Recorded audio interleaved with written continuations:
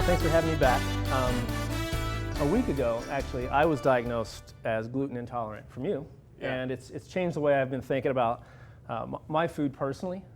And even at the restaurant, we're making some different choices and different adjustments to our recipes to add that, because it's difficult to have a gluten-free lifestyle. Yeah, more and more people are having an issue with it, and they're looking for places to go. Absolutely. And what I've really learned is you have to be prepared if you have a gluten-free lifestyle or any kind of a dietary restriction. Yeah. So this last week, I changed my shopping. I went and got Tupperware.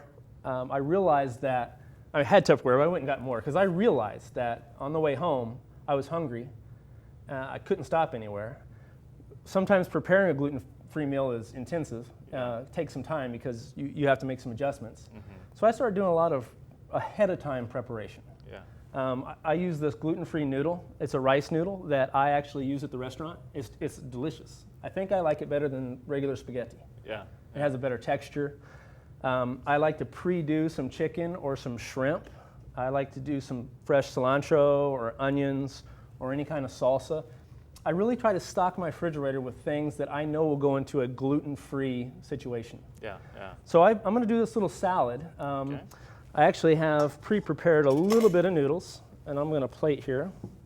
A vinaigrette is a emulsion of vinegar and oil, usually two things that don't combine very well. Okay. So I'm putting a little bit of soy, a little bit of sodium-free, sugar-free white rice wine vinegar. I really like using chili paste because this is kind of an Asian influence. Chili flake. I got a little bit of mustard. The mustard is an emulsant. It's what sticks these two together. Oh, okay. You really need that. Yeah, yeah. You can use honey. I like mustard. Yeah. We're just going to top that on there.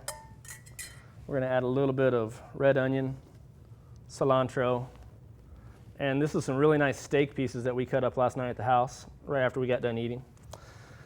And I'm just going to toss this. See if I can do this here. This is delicious because you can put it together. You can take this to work. You can eat it right on point. I didn't bring a fork so you can't taste it, but we'll eat it after this segment. It is delicious. It's a great gluten-free habit to get into ahead of time, nice clean meals.